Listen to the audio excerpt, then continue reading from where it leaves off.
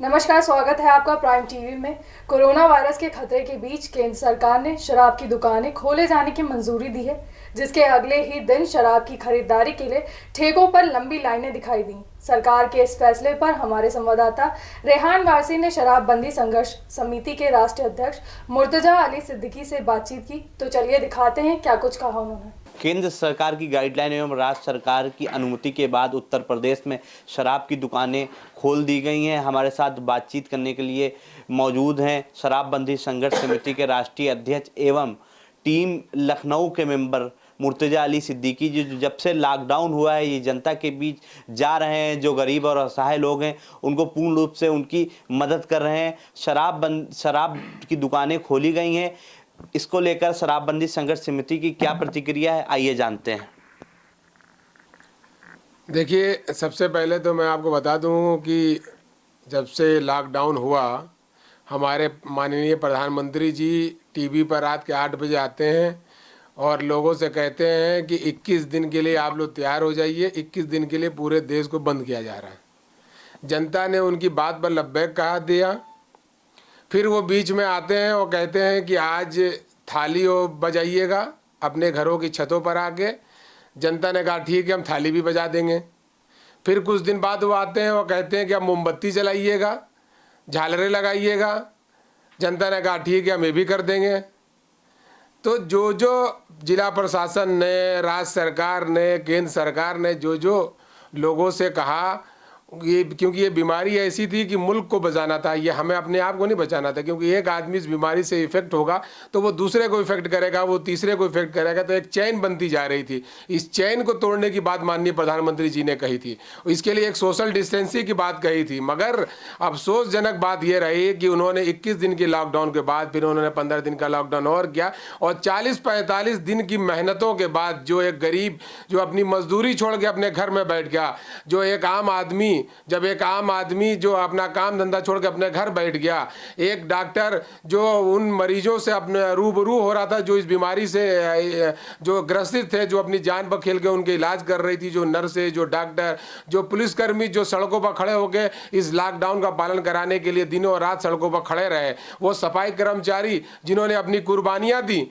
जो उन्होंने अपनी कुर्बानियाँ दे के लोगों की गंदगी साफ कर रहे थे इस लॉकडाउन की स्थिति में भी, उन सब के जो हमारे कोरोना वायरस सब की मेहनतों को इस देश के प्रधानमंत्री ने, इस देश के मुख्यमंत्री ने अपने शराबबंदी के ठेके खोलने के निर्णय से बिल्कुल उस सारी मेहनत को बर्बाद कर दिया।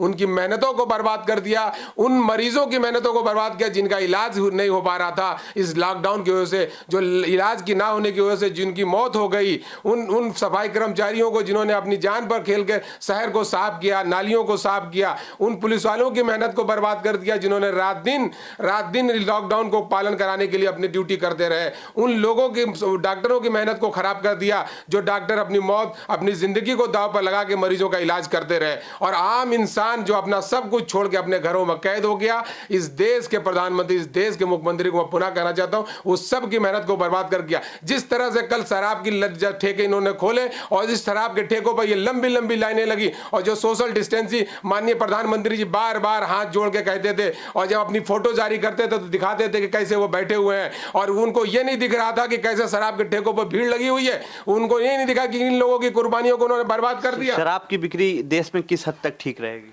किसी भी हद तक शराब की बिक्री नहीं ठीक है। इनके राज्य ये कह रहे हैं कि राजस्व का नुकसान हो रहा। आप तो शुरू में कह रहे थे कि लोगों की जान बचानी है, लोगों की जान बचानी हमारी प्राथमिकता है, हमारा अर्थव्यवस्था चाहे कुछ भी हो जाए हम लोगों की जान बचाएंगे। आज 45 दिन के बाद इनको अपनी राजस्व की फिक्र हो गई, और राजस्व से क्या हासिल करना चाहिए? राजस्व क्या ये मंगल ग्रह से लाते हैं क्या? राजस्व कहाँ से लाते हैं? ये जो आम आदमी जो लाइनों में खड़ा हो गया है, जो अपनी बीवी के गहने बेचेगा, घर के बर्तन बेचेगा, उससे अपने राजस्व को बनाएंगे ये, और उस राजस्व से तरक्की करेंगे। किसी मुल्क की तरक्की किसी गवर्नमेंट की गवर्नमेंट खजाने भरने से नहीं होती है। जब उस मुल्क का एक एक आदमी मजबूत होता है तो वो मुल्क मजबूत होता है। और दूसरी बात मैं आपसे कहना चाहता हूं, वो जिस तरह के ये राजस्व की बात करते हैं, ये राजस्व जो इनका ये ढिढोरा है, ये कोई इनसे राजस्व आता भी नहीं है।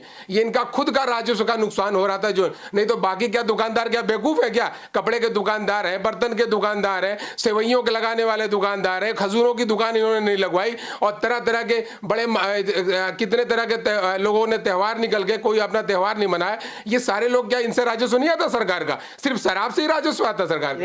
एक सर्वे की रिपोर्ट के हिसाब से मुताबिक डेढ़ महीनों से जो घरेलू हिंसा थी वो कम हुई थी, लेकिन अब शराब चालू हो गई, इसको किस तरीके से देखते हैं? क्या हिंसा बढ़ेगी? देखिए, लगातार मैं आपको बता रहा हूं कि 40-45 दिन में किसी भी मासूम के साथ बलात्कार नहीं हुआ, कोई रोड एक्सीडेंट नहीं हुआ, किसी तरह की लूटपाट नहीं हुई, कोई किसी तरह के शराब के नशे में खून खराबा नहीं हुआ, कोई बवाल नहीं हुआ। मगर ये जिस कल से इन्होंने चालू कर दिया, और कल की मेरी रिपोर्ट है कि कम 45 लोगों की डेथ हो चुकी है, और 2 डेथ तो यहीं हो चुकी है। गोमती नगर थाने में एक एक्सीडेंट कर दिया है, वो भी मौत के मुंह में है। सेक्टर 25 इंदिरा नगर में एक आदमी की मौत हो चुकी है। काकोरी में एक ने ठाले मार दिया। तो लखनऊ की स्थिति बता रहे, पूरे देश की स्थिति में कम से कम 63 लोगों की मौत हो चुकी है। और अगर ये शराब के फैसले पर ये अड़िग रहे और इन्होंने इसको नहीं बंद किया, तो ये देश को उस तरफ ले जा रहे हैं जहां से लौटना बहुत मुश्किल होगा। तो ये आपने सुना कि शराब बंद संघर्ष समिति के अध्यक्ष कैसे शराब की दुकानें खोलने के खिलाफ दिखाई दे रहे हैं। वहीं ऐसे में संकट की घड़ी में उनके द्वारा एक टीम बनाकर लोगों को खाने की सुविधा भी दी जा रही है। तो चलिए जानते हैं इसको लेकर उन्होंने क्या कहा। टीम लखनऊ लगातार जब से लॉकडाउन हुआ है, जब से जनता के बीच जा रही, जो गरीब लोग हैं उनको उनकी ज़रूरत की चीज़ें मुहैया करा रही है। ऐसे में शराब की दुकानें खोल दी गई हैं। क्या टीम लखनऊ जो उनके घर वाले जो शराबी हैं उनको भी राशन मुहैया कराएगी कि नहीं कराएगी? देखिए, कल ही टीम लखनऊ ने डिसीजन लिया हुआ है कि किसी भी शराबी के घर टीम लखनऊ राशन नहीं पहुंचाएगी। फिर एक बात आती है कि एक शराबी का नुकसान उसका परिवार क्यों खामियाजा उठाए। बहुत से लोग सोशल मीडिया पे हमसे सवाल किए, तो मैं उन लोगों से कहना चाहता हूं, उन घर की महिलाओं से कहना चाहता हूं कि वाकई अगर आप चाहती हैं कि आपका पति शराब ना पिए और इसके खिलाफ आप खड़ी हैं, तो सरकार के खिलाफ आप खड़ी हुई है। टीम लखनऊ पूरा आपका साथ देगी और पूरा आपको राशन पहुंचाएगी। मगर अगर आप चुप रह के उसके अत्याचार को बर्दाश्त कर रही हैं और सरकार के गलत निर्णय का चुप रह के सपोर्ट करती हैं, तो टीम लखनऊ ऐसे किसी भी घर में राशन नहीं पहुंचाएगी जो शराब का आदी होगा और जो लंबी लंबी लाइनों में खड़े होकर शराब खरीद रहा।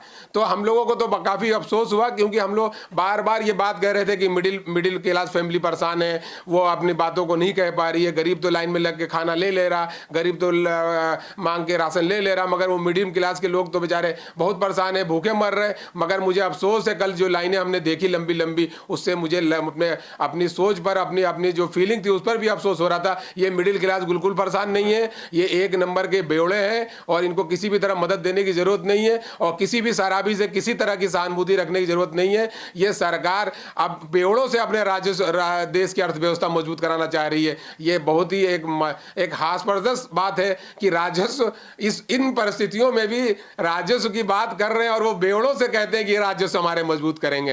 क्या बात है। ऐसी सरकार पर हम लोग शर्म आती है, ऐसी सरकार की सोच पर।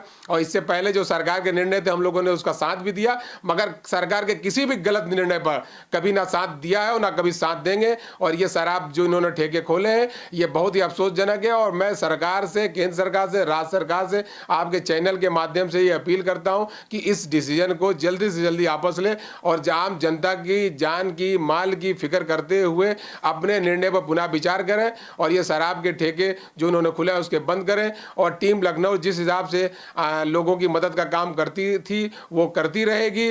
उन लोगों को और परिवारों को बस चिन्हित करके नहीं राशन पहुंचाएगी जो शराब के ठेकों पर लंबी लंबी लाइनें लगाए हुए हैं।